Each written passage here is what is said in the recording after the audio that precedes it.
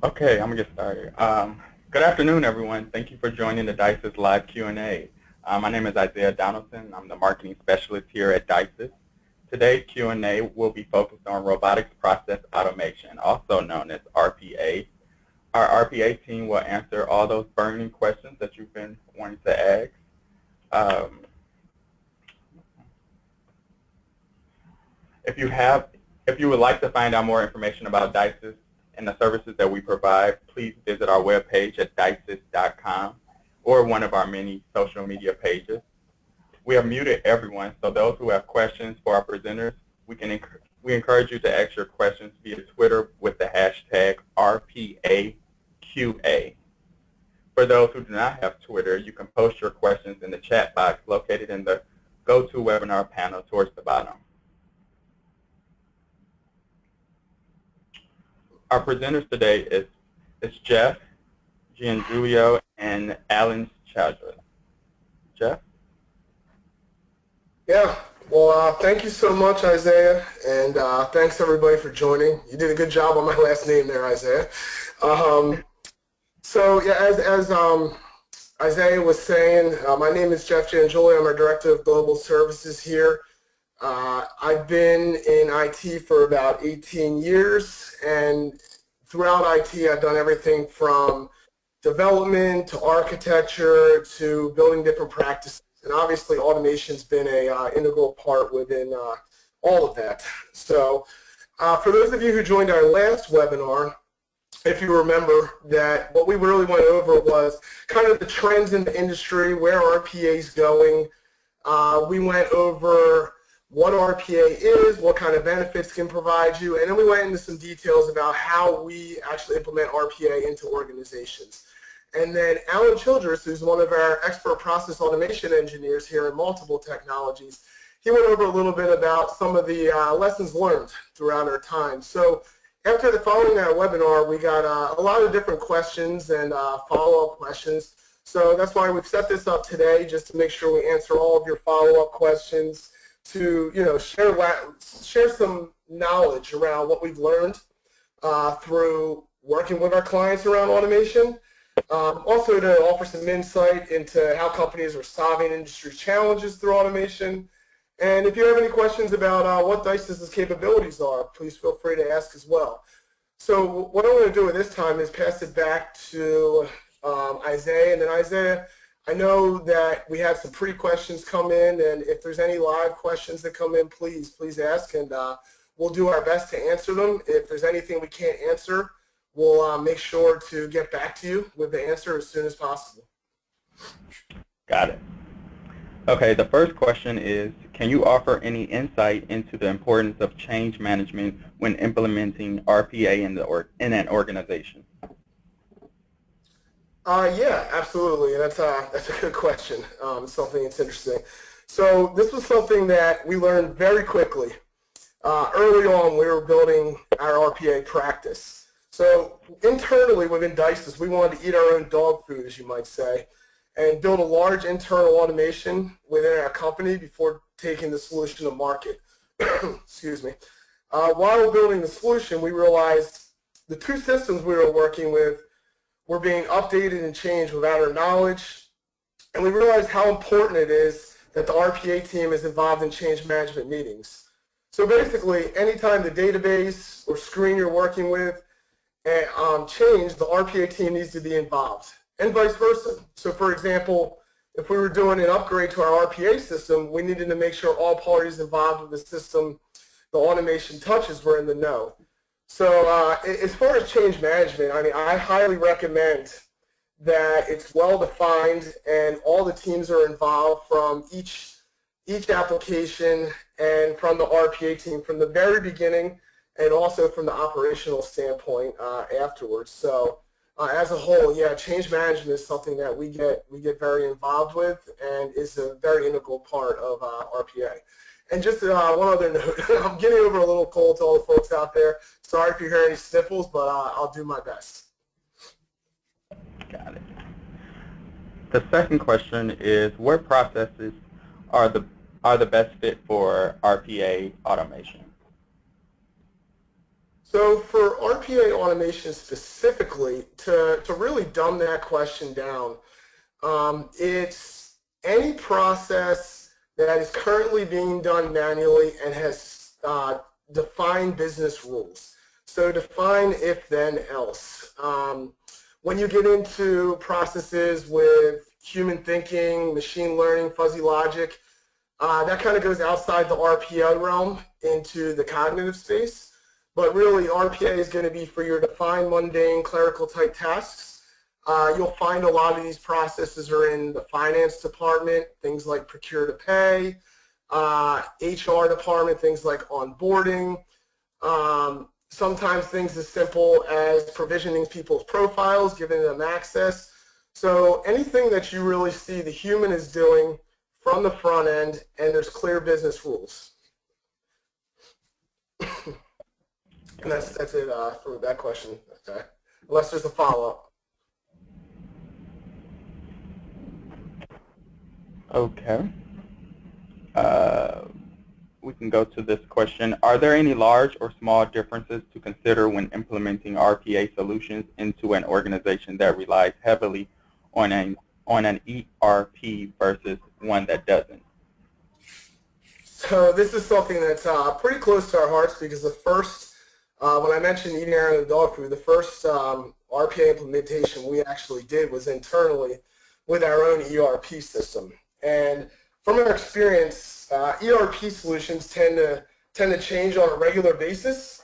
So it's very, per the change control conversation, it's really important that you're hooked into the company's change control so you know ahead of time what's going to happen, because I mean, we were working in an SAP system, and what you realize is that it is constantly changing. They're constantly making updates. So it's really important that when you're working with an ERP system, you are tightly hooked into the change control, like I mentioned before. It is true with homegrown systems as well, but not to quite as significant of a degree.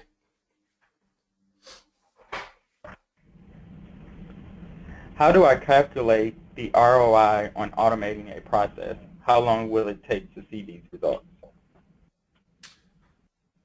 So this is something we developed a calculator to do this, but there are some basic calculations, and there's indirect and direct ROI. So the first thing that you're going to look at with an ROI is FTEs. So the first thing you're going to do is look at your cost, and your ongoing cost is the number of FTEs you have working on this process times the hourly rate or salary that it may be, and how many that you can move to doing greater value work and move away from this process, saving you money. So you really calculate that cost, and as soon as you calculate that cost, you have to figure out what it's going to take to implement the RPA, and then what it's going to take to maintain the RPA, and that's going to be your ongoing costs once you've actually implemented the solution. So you take a look at what is the box going to cost you, and basically what is the maintenance of the box going to cost you. So every single month, if the maintenance of the bots is going to cost you, let's just put some numbers out there, 10 grand, and the bots themselves say is going to cost you 10 grand, that's 20 grand, and you've removed 15 employees at 50 grand a piece, you're obviously going to see enormous ROI of direct ROI. Now, there's other types of ROI as well. You're going to want to calculate things like error reduction, productivity gain, things like compliance. So if you're facing fines for not having proper reporting on the manual tasks, you'll obviously want to calculate those items into the ROI as well. And if there's further questions about that, I'd be more than happy to walk anybody through our calculator and show you the detail that we put into it and how we do it. Okay. The next question we have is it appropriate to utilize RPA for tasks that only occur seasonally? Yeah, absolutely. We had an experience with this ourselves. So we have a company who was, and I might have mentioned this during the last webinar, but they they decommission and commission RSA tokens. So RSA tokens are what you use to connect to the VPN for those who are familiar. And they also decommission and commission people's accounts. And they would obviously have spikes. So they had a small team that was handling the manual tasks of decommissioning the people's permissions, decommissioning the token, provisioning commission, and provisioning tokens. That manual team, maybe 2 to 3, can handle it just fine. But then when you get a spike, and they used to have spikes around Christmas time a lot, or I'm sorry, in the new year, the new fiscal year, a lot of people would be hired, and there may be a 30,000 person spike. That in that instance would be a great instance to bring RPA in to handle the spikes. You don't have to do it all the time if you want, but it's perfect for that type of seasonal action. Our next question is, are there any security concerns around implementing RPA, especially when it comes to PII, personal identifying information?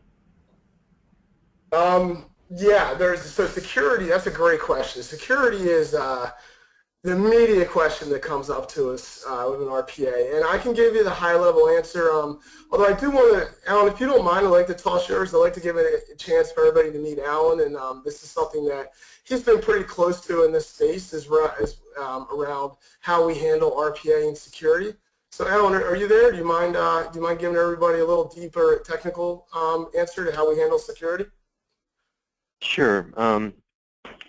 You know, the core thing is keeping credentials encrypted, and sometimes there may be other personal information that needs to be encrypted. And so there are a spectrum of different ways. Most of the RPA vendors now supply their own credential vaults, and you can store that information in that way. There are third-party vaults as well that are often used. But then you can personally, in your own scripts, you can use something like PGP to encrypt a file and keep it secure. And so that's important. You know, at any given point, you may have a break-in. You know, we see national break-ins in the system, so it's important that even if they get the data, that it remains encrypted so that they can't do anything with it. So having steps encrypted along the way is the core essence of that. Thank you, Ellen, how long does a typical RPA implantation take? That's always an interesting question, and there is no direct answer to that, and I'm sure everybody out there who's been involved in development has heard that same answer. But I will tell you that it greatly depends on a couple factors. It depends on how many screens are you rotating through, how deep is the business logic, how many steps are there, how much unstructured data are you reading, and what we do is we correlate all of that information and add it together to come up with an estimate based off our experience and the calculator that we built. I will tell you that there are RPA implementations where we've seen ROIs upwards of 500% that we've done in a week. And then there's implementations that can take 6 months to a year. So it really is, it depends. I would say what we try to do is we try to break it into 2-week sprints. So we try to use an agile approach and get a piece of each process that we can bite off in 2 to 3 week sprints and go from there. So. Got it. Is it possible to over-automate a process? Is it possible to over-automate a process? Absolutely. There's a time, and this goes back kind of to the ROI, where you have to look at the big picture and see how much of it you actually want to automate it and how much is of the effort is worth it. For example, if you're looking at taking data from, say, a spreadsheet to a browser, and you want to validate that the address on the spreadsheet is the exact same as the address on the browser, and you only want to select that address if it's the exact same, that's a quick, easy way to do it. Else you can do when you're looking at those two, you can have a percentage. So you can say, you know what, the address is 70%, and you start getting the deep algorithms to determine what percentage of closeness is okay. And that's where you really start getting into the fuzzy logic. And depending on what kind of ROI you're going to see off this implementation depends on how much complexity you want to go into the fuzzy logic. And a lot of times it's a lot easier just to go with the straightforward logic when it comes to RPA, and then you spit out anything that's fuzzy logic in a report, and you just have those manually processed. And then over time you can do further divisions. But I do find a lot of people will try to over automate a process immediately. I like to start with just the basic straightforward logic, get that done, get a win in there, and then you go from there and start getting into the fuzzy logic, and you figure out how far and how important the process is based off ROI for you to continue doing that. Okay. In your experience, who is usually pushing the robotic process automation agenda inside of an organization, IT or operations? Interesting question. So typically, I see it comes from the shared services department, who tend to own the global business processes around the company. But really, it can come from any department that's performing the clerical rules-based manual work that I discussed earlier. Most business process owners who are overseeing clerical type tasks are, they're always seeking ways to lower costs and improve the quality of those processes they own. So, excuse me. So what's interesting is what happens once you first walk through the steps of this process of considering it automated. We see this a lot. Almost every time from our experience, the business tends to get a better sense of what is really involved and immediately realize there's room for improvement outside of automation. Going a little off track, but this is important. This tends to cause the business to, not only work on automating the process, but also performing business process optimization to improve and define the process prior to the automation. One thing I do suggest is that you keep IT, you mentioned IT and operations, you keep IT and operations in the loop the entire time, as they'll need to be involved with the RPA software installation and maintenance, and you also may see pushback from them as most of the processes the business wants to automate realistically can be done via APIs or script automation, but a lot of times the business just wants to get them done, and they find that RPA can do it at a lower cost and a quicker speed than another business option. So it's sort of a middle ground. But yeah, overall, it really can be any department that's performing those roles, just to sum it up. But I do see it come from the shared services department, who tends to own the global business process. Our next question is, what are some of the typical barriers to entry when introducing RPA to a large company with well-established processes? Okay. So just, can you mind, I cut out a little bit. You said, what are the barriers? Can you repeat that, please? Yeah. What are some of the typical barriers to entry when introducing RPA to a large company with well-established processes? Okay. Let me think. So immediately there's two that stand out to me. The first one's gonna come from IT, from our experience, who as I just mentioned, they may see it as the business pointing out something that they should have already done, and the honest truth is that that's not the case. But you have to work with IT to show them that there's really multiple ways, I mentioned, to perform business processes. So they can be done manually by humans, which is like it's most likely currently being done, or if possible, it can be fully scripted and integrated. Or, as the third option, that is what we're talking about in this webinar, you can perform RPA, which is kind of a middle ground. Once you've kind of explained that to IT, at that point you really have to show them the benefits of RPA opposed to hiring multiple developers for multiple systems, to show them the benefit to the business of why this is a middle ground and how this can work. The second barrier is something that is is more of a culture barrier, and that's that you see a lot of folks that are actually handling the process, who are doing the day-to-day clerical work. There's fear. There's fear. They hear the word automation, and people are coming in to lose their job, thinking that they're going to lose their jobs. And there's some ways to lower that fear. And a couple ways to do that is really you need to work closely with the organization's executive management to make sure that you get the right messaging out there, and also that you get the right support from the folks that you need to make sure that the implementation is successful, from the folks that are fearing this implementation. And a lot of times you can assure people that really RPA is not always out there to replace somebody's job, but really change their job and allow them to work on, higher priority, higher value work. So once they know this, from my experience, a lot of the folks tend to kind of drop the fear and get really excited about the change and the new things that they'll be doing. Are automation bots a one-to-one replacement for human capital?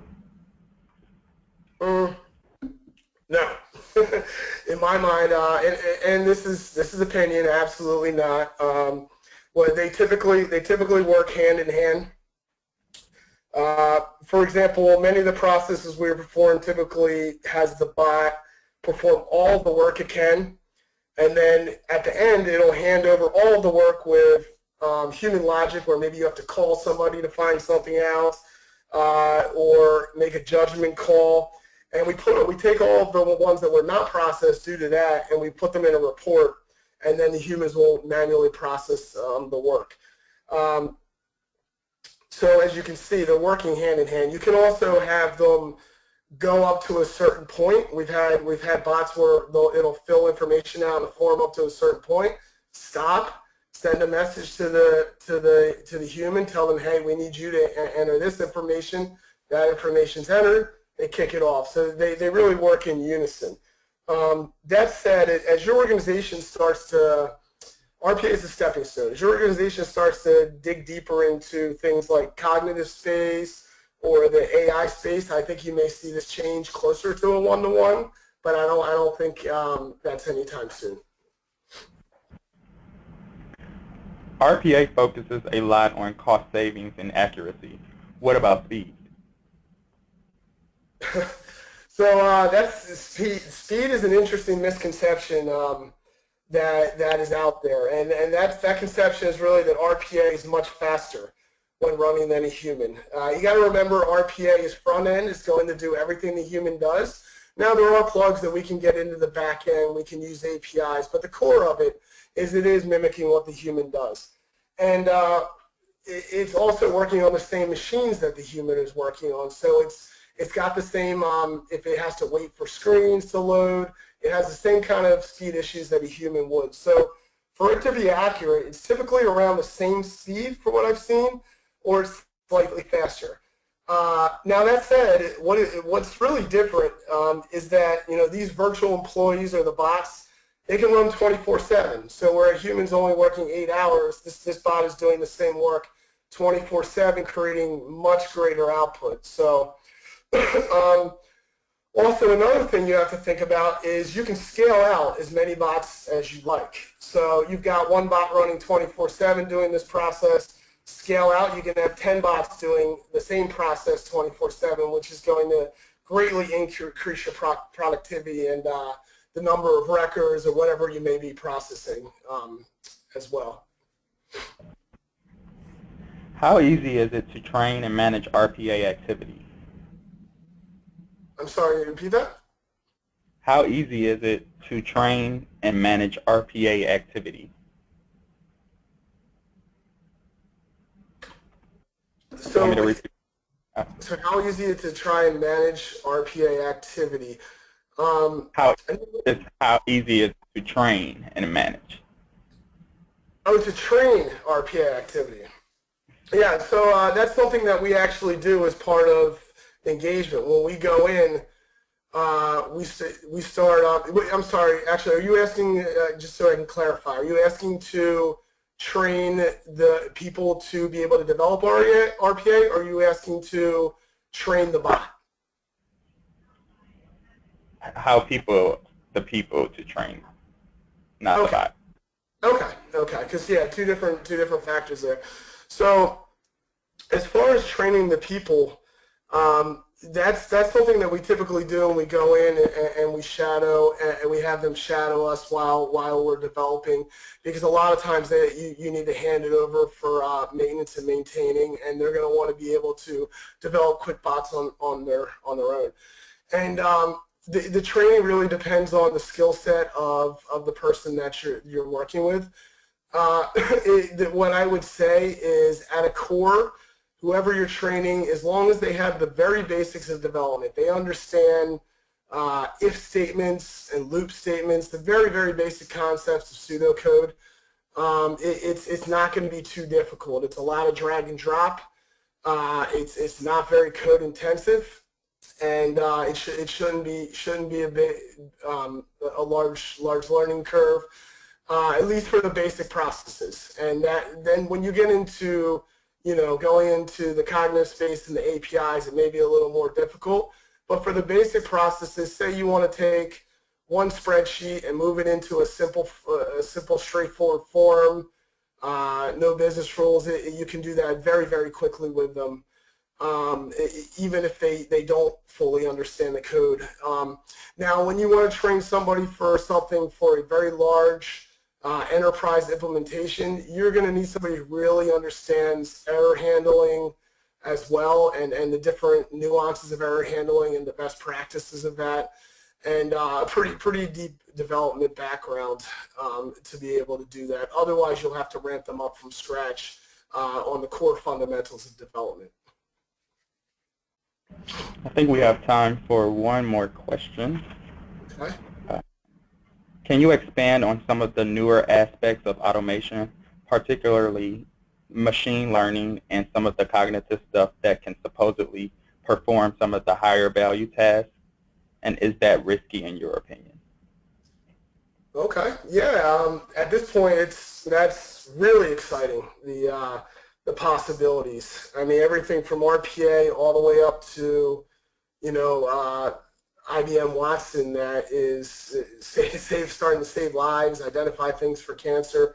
So at this, let me start with from the beginning of RPA. So at this point in time, in my opinion, RPA is slightly cognitive. Most of the RPA only tools, cognitive capabilities, more around reading unstructured data. Not all, but most. Everyone's got their own features and different features and functionality. I see companies evolving they typically start with RPA tools like an AA or Blue Prism, and there's a lot of them out there, which have basic cognitive capabilities, and I know at this time they're growing their cognitive capabilities and creating partnerships to do that. Then they tend to move into tools like maybe your IPsofts or Arago, for those that are familiar, which get a little deeper into machine learning. And finally, at the top end of the spectrum, like I just mentioned, things like Watson, which is on the brink of AI. Not quite there, but there, in my opinion. So as you can see, RPA is kind of a stepping tool into the cognitive machine learning space for your organization. What cognitive tools really do is they use the statistical analysis to help learn the best path. And let me give you an example of this. So say an application or a website in your organization goes down. Typically, the service desk agent would get a ticket. This is, a typical process stating that the application is down. And not to get too technical, but they would most likely first check, is the server up? If the server's not up, they'll start to check the services, see what's up. If the services aren't up, they'll go in and they'll check if the application's up in IIS or whatever it may be, and then they'll start to check a few other items to help diagnose the issue and figure out what it is. So that's the manual process that people follow. Now, there are cognitive bots out there that will do the same type of process, but every single different path to resolution is going to be recorded. And so the next time that incident happens, it's going to look back at the different paths that it took to fix that issue of the website going down.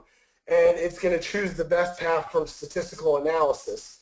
And really, I mean, the fact that the bot will continue learning through machine learning each and every day is a huge, huge advantage that's really exciting that organizations are starting to take advantage of in the marketplace.